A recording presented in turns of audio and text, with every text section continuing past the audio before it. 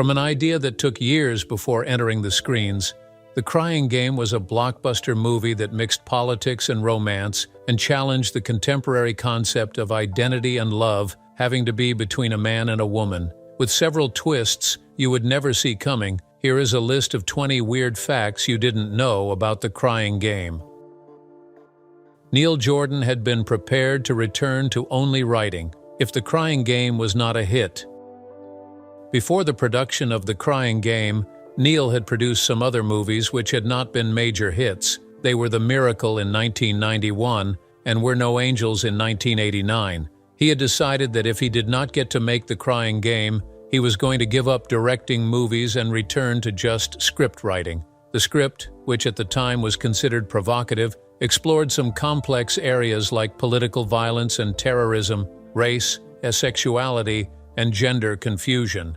These areas then made it difficult to get funding for the film. However, for Neil, beyond all of these challenges, there was the part where he believed in the script and even later describes being thrilled to make something I believe in. He also explained how some scene layouts reminded him of his childhood. For instance, the opening tracking scene of the fairground, which ran from the bridge over the River Nanny in Laytown, reminded him of his childhood. He had grown up in County Meath and had spent much of his childhood playing beside the bridge. It also reminded him of his father's demise, as his father had passed away while fishing under the river. He understood how vital role casting was to a movie's success, so he paid attention to the casting. He described Stephen Rea as the perfect actor who could register 3 emotions simultaneously. As for Forrest Whitaker, he described the opposition he faced, mainly because they believed there were only a few parts for British black actors. However, he expressed his resolve to cast Forrest regardless.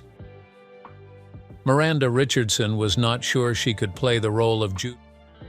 Miranda described being skeptical when she was offered the role of Jude, the IRA terrorist. She also highlighted that her skepticism stemmed from her being an Englishwoman. She did not believe that she could do a believable Irish accent. She described her role as scary, although her transformation from a blonde to a dark femme fatale towards the end was hilarious. For someone who was supposed to be in a disguise, she is described as sticking out like a sore thumb and looking more like a samurai. She described Neil as a very open and trusting director with the cast. She also explained that she drove the car in the getaway scene because the stunt driver was too weak. She then offered to do it herself, and according to her accounts, getting the tires to squeal was no longer a problem. She also described the apparent effort to perform her role effectively. For one, an armorer was on set to help her with the technicalities of brandishing a gun. According to her, I just wanted it to look like I had held one before, and I got flack from IRA sympathizers for giving such an unflattering portrayal of a terrorist. She also recollects being introduced to Stephen's wife, Dollars Price, who was a member of the Provisional IRA and a hunger striker. This meeting gave her a little more feel of the character she was supposed to be playing. The film deeply influenced LGBTQ acceptance. In mainstream film, the LGBTQ+ community acknowledges The Crying Game's efforts to incorporate acceptance into its elements. This is especially true because at the time it was produced, very few movies had dared to portray anything related to transgender people. Through the film, Neil Jordan showed the audience that identities do not necessarily have to be defined by biology, but are merely a factor one can incorporate into the constructed self. At first glance, one would never guess the movie would do this, because the opening sequence starts with a heterosexual relationship. This was between Jude and Jodie, where Jude tried to seduce Jodie, even to the point of holding his hand while he eases his bladder so that she can kidnap him. Even the background music, When a Man Loves a Woman, does little to dispel the thoughts of a regular classic. However, in the second half of the movie, after Fergus goes on to search for Dill, everything changes. We are exposed to Dill's secret, which was that she had a penis. However, this was only a secret to Fergus. Everyone else in her circle of friends, colleagues, and even the local bartender is quite aware. It wasn't until Fergus and Dill began to experience sexual intimacy that Fergus realized. Dill is, however, surprised that Fergus is unaware, as she is unashamed in her skin. On the other hand, Fergus throws up in the bathroom sink and runs away. The next day, when the dust had settled, he felt bad for overreacting and tried to apologize, but Dill actively ignored him. They later made up after she had cooled off a bit. He continued to see her even though he was resistant to a physical relationship and took Dill's place in prison after a messy confrontation with Jude from the RIA for a crime Dill had committed. The movie showed overwhelming acceptance of the LGBTQ community and gave hope that they could find love. One would have expected that, with all the challenges Jordan encountered, from seeking the cast for Dill to meeting a brick wall when it came to investors, he would change his mind. However, Jordan's persistence shed light on something that other movie makers were scared of showing. It gave hope to a largely marginalized community on mainstream television. Even Jay Davidson's reluctance to be cast because of the reception proved that Jordan had done what most movie makers had found nearly impossible. Jay Davidson described the movie as a masterpiece.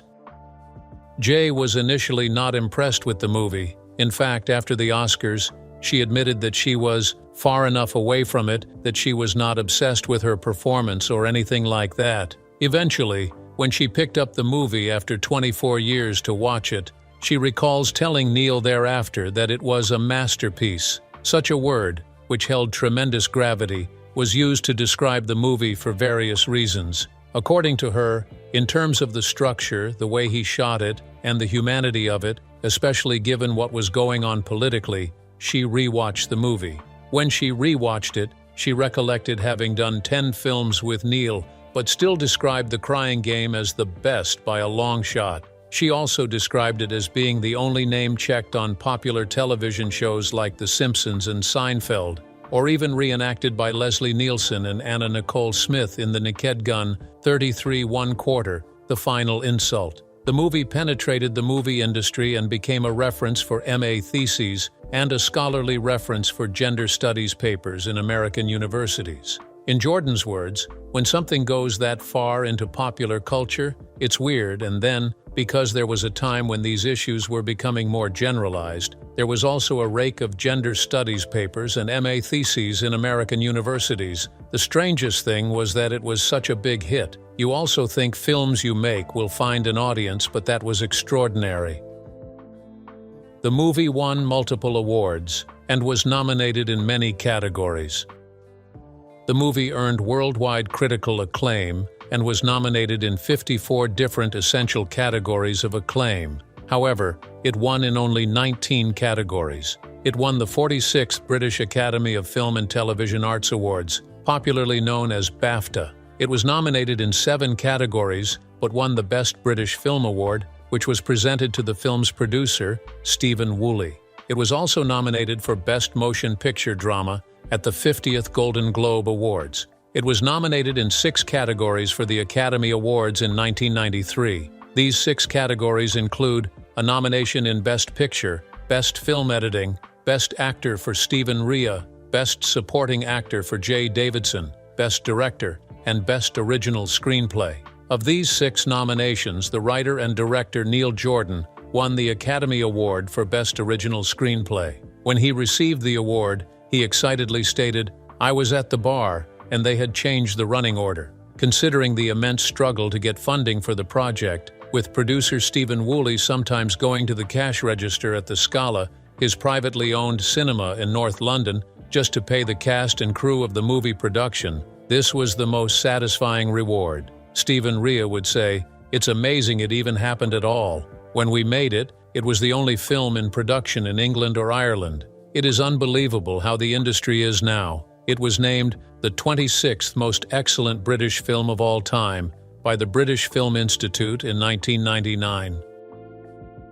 Miramax marketed The Crying Game with a Don't Reveal the Secret campaign.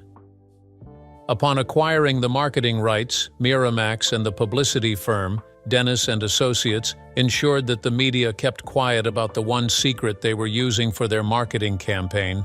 While they acknowledged that it couldn't stay a secret forever, they begged that it be kept a secret, if only for a few weeks. Woolley made this appeal in several festivals where the movie was aired, including Toronto, New York, and Telluride.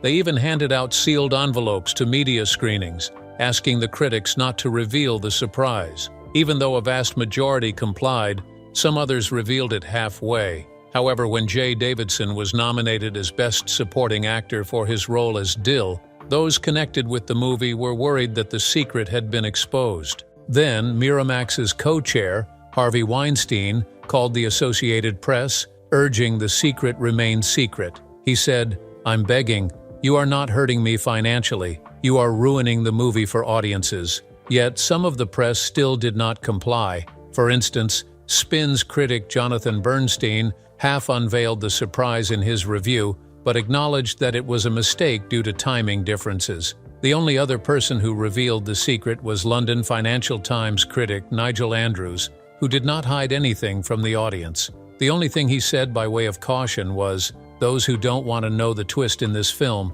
stop reading." Neil deliberately cast Whittaker. As Jody, having met Whittaker previously in some movie production, Neil Jordan liked him instantly. So, when he began casting for the role of Jody, Whittaker came to mind. He said, "I'd met Forrest once or twice and I loved him as an actor. The minute I'd finished the script, I thought of him immediately and asked him if he would play it."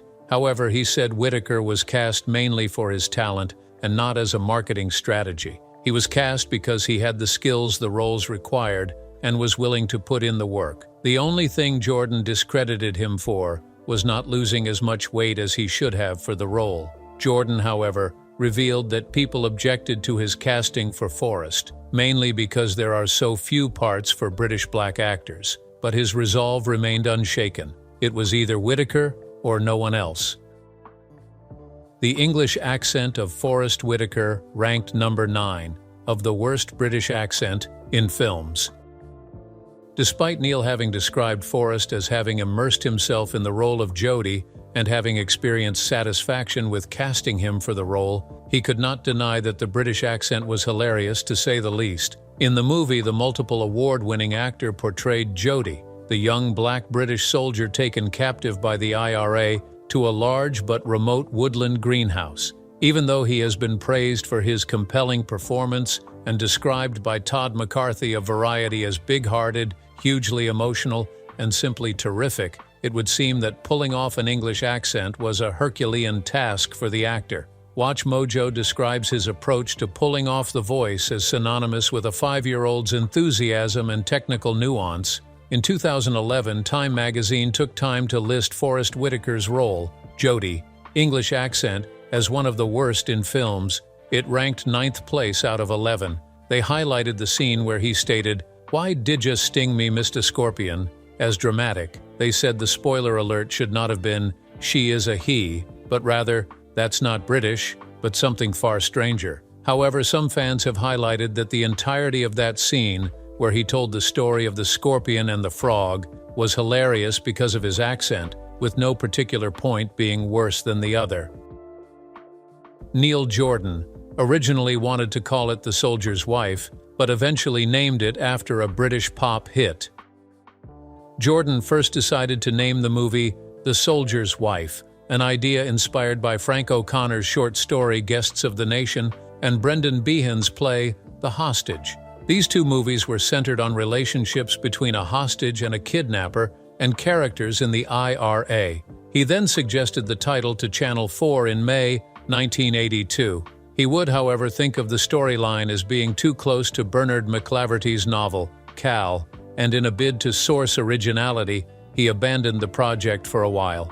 It was referred to as The Soldier's Wife for most of its production. However, his friend Stanley Kubrick advised that he change the title because he believed that movies with military or religious titles discouraged audiences from watching and were often box office failures. Jordan could relate to this because his earlier two films, The Miracle and We're No Angels, had failed at the box office. Jordan hence selected the new title for The Crying Game from a 1964 British pop song by Dave Berry titled The Crying Game. The soundtrack selection was also unique in its name. The original motion picture soundtrack for The Crying Game was released on the 3rd of February, 1993. A cover of the original song by Dave Berry was then made by Boy George and produced by Ann Dudley and the Pet Shop Boys. This soundtrack, which tied elements of Britain music and the movie's storyline, became an international hit. This song earned Boy George his first hit since 1987. The original ending was changed. When Channel 4 eventually decided to co-finance the film, they expressed their feelings that the ending made it unrelatable. They then demanded that Jordan write and film a different, more optimistic final scene. Jordan says, "I wrote a game ending that I knew would make them happy, and I had to shoot it just to show them that it didn't work, so I could get permission to go back and shoot my original ending." To do this, they received financing from the investors and a trip to Barbados for some of the characters. Stephen Rea later said he did not enjoy doing the alternative ending and that he suspected it showed in the film. They received the finances with the new general agreement that the previous ending was better. This made Miramax purchase the distribution rights and unveil the movie at the Telluride Film Festival. While this alternative ending was not used in the cinema when it was initially released, it was included as bonus material for those who bought the DVD release. The movie made biblical allusions. The movie, which on a surface level discussed the Troubles, racial prejudice, and gender neutrality, also has embedded several biblical allusions. There are several instances of this. For one, Jody, in the final hours just before his execution, begs Fergus to tell him a story a few hours before his execution. Fergus states, "When I was a child, I thought as a child, and when I became a man, I put away childish things." When Jody asked what that meant, Fergus responded with, "Nothing," after which Jody told him he was barely used. This is an allusion to 1 Corinthians chapter 13. Dill also tells her friend, David, "Do not let the sun go down on your anger." This is an allusion to Ephesians 4 verses 26. Eventually, in the final scene, when she realized that Fergus had taken her punishment on himself, she paraphrases John 15 verses 13 by saying, "No greater love as the man says." Names used in the movie were also biblical, like Jude and Peter. It is one of the earliest films financed by Channel 4. The Crying Game was co-produced by several production companies, including Palace Pictures, British Screen, Nippon Film Development, and Channel 4. Upon dismantling the Film 4 studio for the Channel Company, The Guardian notes that The Crying Game was one of the early movies that Channel 4 financed. The movie represents one of the movies that this company financed, which successfully won an Oscar award with several other nominations. Since its inception, Channel 4 has designed several movies to be released in theaters before the broadcast media began. The movie had to manage its use of locations due to financial constraints. Finding investors for the movie was difficult, compounded by Jordan turning down several other projects so he could focus on the movie, thus making it difficult to get money to film.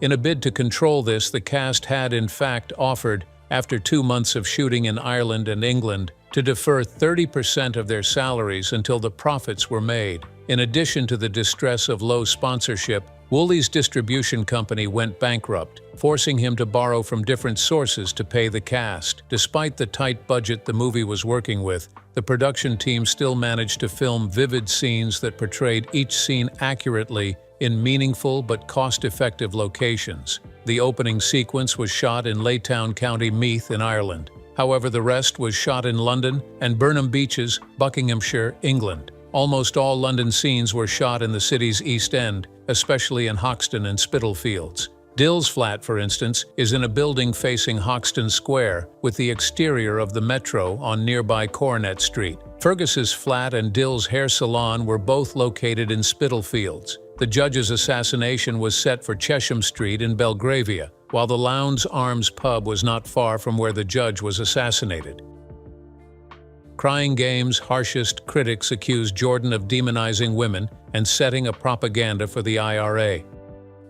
Remember that to kidnap Jody, the black British soldier, he had to be seduced by Jude while the song "When a Man Loves a Woman" plays in the background? Well, critics argued that that was the movie's way of overlooking sexual politics in favor of national politics. Jordan was accused of demonizing women, and these accusations later led to allegations of anti-IRA sentiments, making it look like Jude represented the totality of the IRA army. However, Fergus's humanity was also seen as propaganda. The The critics from Northern Ireland were even more resolute in depicting him this way, as Jordan was Southern Irish. However, Jordan cleared up this misunderstanding by stating that the IRA had done terrible things, but what's important about the way the film approaches reality is that they've become people they didn't want to be. That doesn't mean the cause is wrong. Critics who attempted to point fingers using the anti-IRA or anti-woman campaign were portrayed as having forgotten the lessons learned from the scorpion and the frog story told in the movie.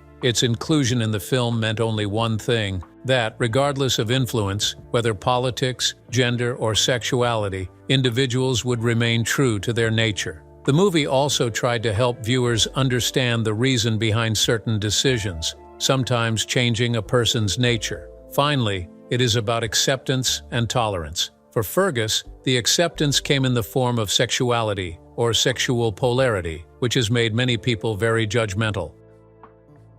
Jordan says that from the onset, he wrote the part of Fergus. For Stephen Rea, from the start, Jordan could only envisage one man playing the role of Fergus. That one man was Stephen Rea. He later revealed that the part of Fergus was written especially for Stephen Rea. According to him, Stephen's origins of Belfast roots helped him bring a deep sincerity and authenticity to his role. He said, "I can't imagine anybody else in that role. I've done several things with Stephen that I can't imagine anybody else could do." Their bond was formed from years of professional work together. This was not the first time Stephen worked with Jordan. He wanted someone who could accurately depict a self-aware person, only to find out that everything he knew about himself was a farce. Jordan reiterates, "I make films about characters who do not fully understand themselves and their motivations. I don't believe that anybody really does." He wanted the central character, Fergus, who had identified himself as a nationalist, an Irishman, a political activist, and an IRA volunteer, to find out that there was a side of him yet undiscovered. Eventually, he found out his personal interests and got to question some of the foundational choices that have informed who he currently is. Jordan believed that in the end, he discovered that the sum of what he is greater than, or far simpler than that, or far more intriguing than that, in a strange way. That is why the movie starts as a realistic thriller and becomes an erotic game. The script, which was later termed prophetic in its wake, anticipated an increased awareness of transgender issues, one that Fergus successfully helped bring to life. Fergus was a member of the Irish Republican Army. When he was actually married to a member of the RIA, Stephen Rea, the Irish actor who played the lead role in The Crying Game as Fergus, who is tasked with protecting the captured black British soldier Jody, was a member of the Irish Republican Army in the movie. While Fergus looks toward keeping his promise to Jody and meets Dill, he eventually begins to navigate what might be considered a romantic relationship. He questions his identity and what they do at the IRA. However, while he stunned us with his performance on television, most people do not know that the Academy Awards nominee, Stephen Rea, was married to a provisional member of the Irish Republican Army. Her name was Dolores Price. Stephen would reiterate that he used this background well in playing the role. Price's first encounter with Stephen was when she met him at a theater in London.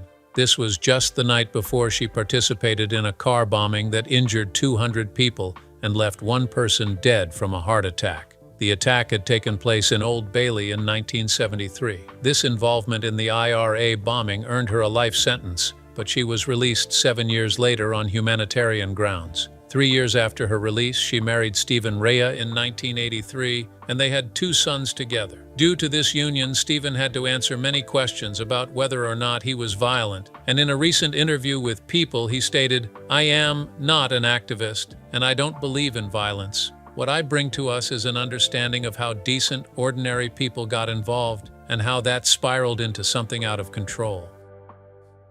Jay Davidson was found for the role he played while he was in a bar. The story opens with and follows the abduction of a black British soldier boy named Jody. However, it also depicts the unique friendship between Jody and one of his abductors, a member of the IRA operatives named Fergus, a character played by Stephen Rea. Jody then asks Fergus a favor. If he is culled, Fergus should go to London and look up his girlfriend Dill, a character played by Jay Davidson. However, Fergus soon finds out that his girlfriend is a man. However, most people do not know that casting for the role of Dill was difficult. Steven Kubrick had told Jordan that finding a black guy who could play a woman would be nearly impossible. However, Neil did not give up. He later acknowledged Derek Jarman for helping him find Jay Davidson to play the role, although he had to find the bar Dill worked in himself. Davidson was said to be reluctant at first and difficult to convince, mainly because he had never considered acting. However, he was chosen for the role because his personality evoked the kind of sharp but mystical confidence required to pull off the character of Dill. He said, "When I began to cast, I was talking to transitioning people. They all had the same story. They all met a guy on the street, wherever. The relationship began, and eventually the relationship moved on sexually, and they had to say, you know, in a man?" And the general response was, "Oh, that's fine," or "I already knew that." And very often, the person they met was some Irish paddy hanging around London. That was Davidson's debut in acting, and he eventually became the first black person of color to be nominated for an Oscar. After The Crying Game, he went on to star in Stargate as the sun god Ra. He retired from acting a short while after this. The movie's budget was so small that it almost ran out of money. During production, Jordan began writing The Crying Game in the early 1980s, just after his first film, Angel. This movie gave him further ideas on testing the IRA man's prejudices. While the first part of the script had been easy to write, Jordan hit a writer's block after the IRA man got to London. He went on to make several other movies before he could finally get his juices for The Crying Man flowing again. After concluding the script, he encountered another hurdle in the early 1990s. This time, it was difficult to find financiers for the project. This was due to two significant reasons. The movie did not fit into any established genres at the time and had several controversial themes in its wake. It was neither a full-time thriller nor a plain romance. Investors from the United States wanted him to cast a female for Dill's role because they believed it would be impossible to find an androgynous male actor who could easily be seen as female.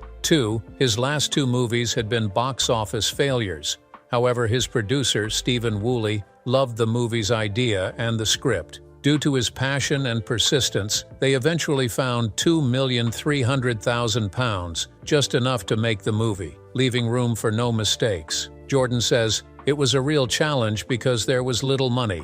Even Palace Pictures, which was funding the production, went bankrupt while at it. So Woolley had to use money earned from and by his cinema house, Scala, to keep funding the movie. The only advantage to this was that they had what Jordan termed the freedom of poverty, which forced them to concentrate solely on what the movie should be about. The costume designer, Sandy Powell, had to work with a tiny budget and even borrowed some of Jay Davidson's clothes to wear in the film. This was possible because both wore the same size of clothes.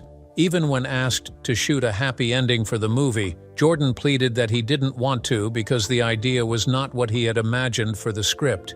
He also stated that it would be a waste of money. He was eventually allowed to shoot the ending he wanted, even though the Christmas epilogue was still allowed as an extra on the DVD. The movie was initially a box office disaster. The film was first shown at festivals in Italy, the United States, and Canada in September, and was released formally in Ireland and the UK in October 1992. However, the movie failed at the box office. It earned only $2 million initially at the box office. According to director Jordan, this failure could be attributed to the movie's portrayal of what went on in the political scene, especially its sympathetic portrayal of an IRA fighter. More specifically, the English press is said to have turned against the film due to the bombing of a pub. Then Miramax Film Studios decided to promote the film in the US, despite having decided to produce the script. Its chief, Bob Weinstein, had called the movie one of the greatest movies he had ever seen upon watching the finished work. He then bought the US distribution rights for $1 million.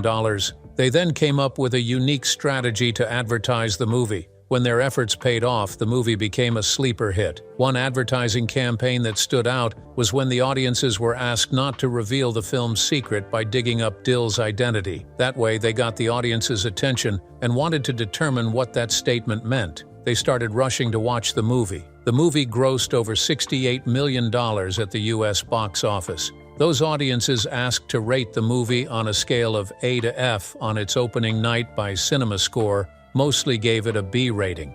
However, director Jordan also believed the success was partly due to the movie's British-Irish politics being either lesser known or completely unknown to the American audiences. He thought they were more intrigued by a term he coined as sexual politics. He recalls that people were uncomfortable about the movie's storyline.